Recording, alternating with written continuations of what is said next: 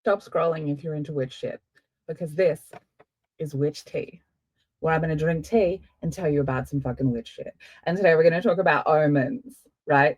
Because we're all seeing signs and synchronicities, because we're in the Pisces Virgo fucking axis of magic and fucking healing. So let me give you the DL on some omen shit, okay? Okay. Let's talk about birds. Let's talk about crows specifically, right? Because I fucking love crows. Who doesn't love a crow? Right. So if you see one crow, it's sort of a little bit of a warning, right? Like one crow is like, be careful, like be vigilant, right? Two crows, actually quite good luck, right? You see two crows, you got some good luck coming. Three crows is like good luck, but like with health. Okay. Four crows, like wealth is coming, like money is coming. Five crows, you don't want fucking five crows. Five crows is like an omen about sickness. Okay. So if you see five crows, you need to be extra careful with your health. Okay. Especially if you've got like a sixth house in Cancer, you all need to be extra careful about your health if you see five crows. Six crows, no, nobody wants to see six crows. Six crows is unalive, right? Unalive. Okay. So what else? Let's go through some other birds, right? Like magpies. Let's look at magpies. Magpies are like the gatekeepers, right? Like magpies, like gatekeep dimensions, right? They black and white. They're dark and light, right? So you want to kind of acknowledge them as that gatekeeper, right? Like, thank you for keeping the dark out of the light. Thank you for, acknowledge the magpies, right? Feed them. That's why when you feed them, they become your friends. That's why they don't forget, right? They're the gatekeepers between the world, right?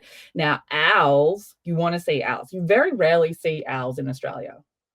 Like very rarely, okay? But owls are like an omen or a sign, right? That success is within your grasp, right?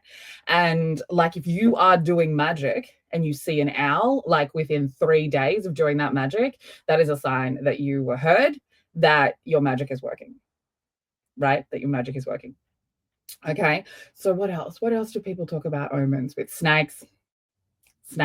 Seeing snakes, right? Because snakes is related to like Adam and Eve, right? Like snakes. And so snakes are about rebirth and new beginning, right? Because also they shed their skin constantly. So if you are constantly seeing snakes, whether you're seeing them in real life, you're seeing them in your dreams, you're seeing them like as you're scrolling, snakes will mean that there is some kind of new beginning on the way, or needs to be some kind of new beginning or rebirth or transformation on the way. Okay. Spiders. Let's go creepy crawlies for a bit. Okay, so spiders are like patience, right? Like when you see a spider, like if you've cast a spell or you've like set an intention and you're seeing a lot of spiders, you're kind of being told to be patient. Like you've been heard, but be patient, right? That's what in the witch world, that's what it means to see spiders. Okay. Everyone know ladybugs is about luck, right? Everyone know that. You see a ladybug at land on you, it's about luck. Butterflies are like about, they can be about transformation, but they can also just be like your spirit team is watching you, right? Like your spirit team is watching you is what that can mean.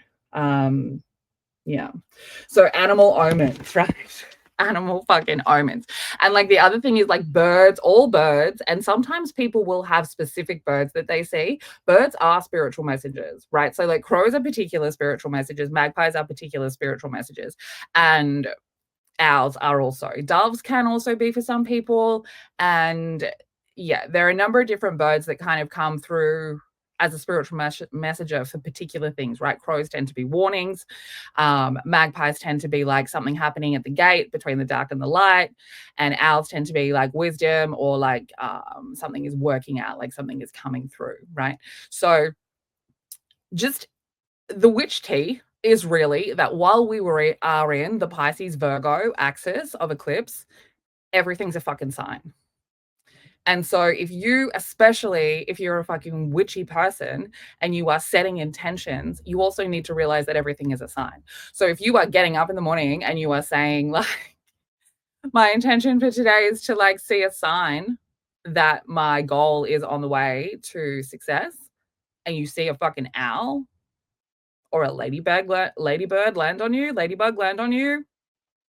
that fucking sign, and you should take it as one. Okay? And that's the witch tea for today. Stay weird.